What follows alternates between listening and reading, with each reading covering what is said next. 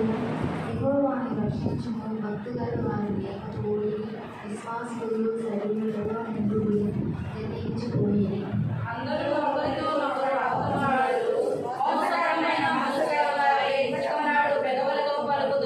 యెహోవా ఎత్తుకున్నాడు పెదవులన్నిటియు, దుఃఖములను నాలుకలన్నిటియు కోసివేయు.